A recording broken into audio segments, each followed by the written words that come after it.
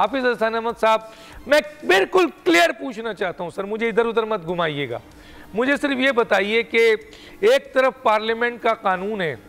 और दूसरी तरफ ये कंट्रोवर्शियल फैसला है,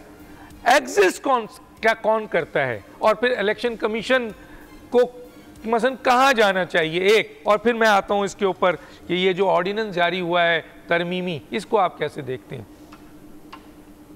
देखें डॉक्टर साहब, एक तो बात ये, इलेक्शन कमीशन ऑफ पाकिस्तान को कोई भी डायरेक्शन नहीं दे सकता, और ये हमारी सुप्रीम कोर्ट के जजमेंट्स हैं कि जितने उनके इंटरनल वर्किंग है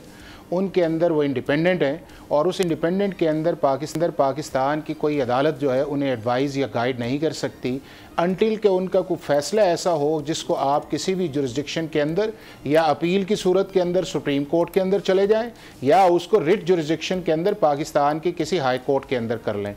अब दूसरा जो सवाल ये है कि अगर 12 जुलाई का फैसला कंक्लूसिव होता तो उस वक़्त इस एक्ट ऑफ पार्लियामेंट की शायद हैसियत कुछ और होती कि शायद सुप्रीम कोर्ट ऑफ पाकिस्तान की जजमेंट को कंसीड किया जा रहा है, लेकिन चूंकि 12 जुलाई का आपका फैसला कंक्लूसिव नहीं था और सुप्रीम कोर्ट ने बजाते खुद ऑफर किया रिव्यू का, और उस रिव्यू के दौरान जो है इलेक्शन एक्ट 2017 के अंदर विद इफेक्ट फ्रॉम 2017 आ गया, तो अब आपका लॉ ऑफ लैंड है, और लॉ ऑफ लैंड जो है वो आपका बाइंडिंग है। अब चूंकि ये एक ऑन गोइंग सिचुएशन चल रही है कि सुप्रीम कोर्ट के अंदर ये मामला है, लेकिन इलेक्शन कमीशन ऑफ पाकिस्तान जो है वो पाकिस्तान का इस एक्ट का भी पाबंद है, और वो जो एक इलेक्शन कमीशन ऑफ पाकिस्तान को डायरेक्शन आई है वो भी उसके अंदर सामने है। लेकिन अगर आप ये कहें कि इलेक्शन एक्ट के होते हुए इलेक्शन कमीशन ऑफ पाकिस्तान किसी डिफाइंस का मुर्तकिब है, तो मेरा ख्याल है कि वो लीगली और कॉन्स्टिट्यूशनली वो बात बनती नहीं है, क्योंकि उसकी वजह यह है कि पाकिस्तान का हर इदारा जो है वो इलेक्शन एक्ट अगर पाकिस्तान की पार्लियामेंट ने कर दिया है,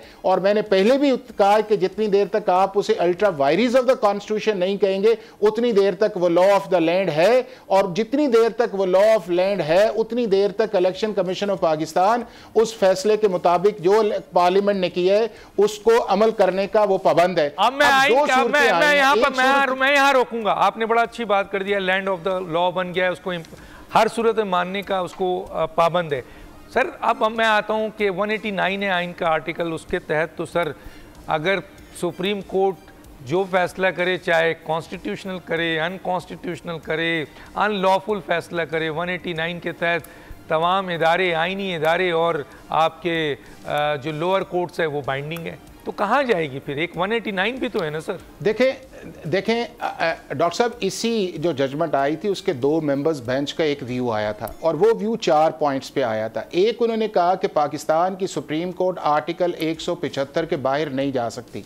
दूसरा, उन्होंने कहा कि पाकिस्तान की सुप्रीम कोर्ट री writing of the constitution, reading into the constitution नहीं कर सकती। तीसरा, उन्होंने उसके अंदर कहा कि ऐसी पॉलिटिकल पार्टी जो हमारे सामने किसी रिलीफ के लिए आई नहीं है या दरख्वास्त ही नहीं दी या उनका कॉज ऑफ एक्शन नहीं है, उसकी पटिशन को एंटरटेन नहीं किया जा सकता। और चौथी जिस तरफ आप इशारा किया है कि उन्होंने कहा कि कोई भी इलीगल ऑर्डर जो है वो पाकिस्तान के किसी भी इदारे के ऊपर पाबंद नहीं है। अब चूंकि ये है कि एक ऑर्डर है, अब मैं इसको 2 कॉन्टेक्स्ट में देखता हूँ। एक, उसका कॉन्टेक्स्ट ये है कि अगर इलेक्शन एक्ट 2017 जो है वो इन्फोर्स ना होता तो आर्टिकल 189 या 189 के नीचे इलेक्शन कमीशन ऑफ पाकिस्तान पाबंद था। अब दूसरी सिचुएशन ये आ गई है कि 189 की नौबत ही चूंकि नहीं आई थी, कंक्लूसिव फैसला नहीं था, और उस फैसले से पहले पाकिस्तान की पार्लियामेंट ने 2 अमेंडमेंट्स कर दी थी, तो लिहाजा अब ये कहना कि आर्टिकल 189 जो है वो बाइंडिंग है, मेरा ख्याल है कि वो एक क्वेश्चन जो इंटरप्रिटेशन का है, और उसका अल्टीमेट फैसला पाकिस्तान की अदालत ही करेगी।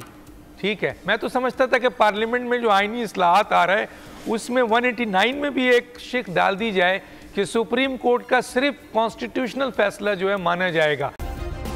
सब्सक्राइब करें और बेल दबाएं ताकि कोई खबर रह न जाए।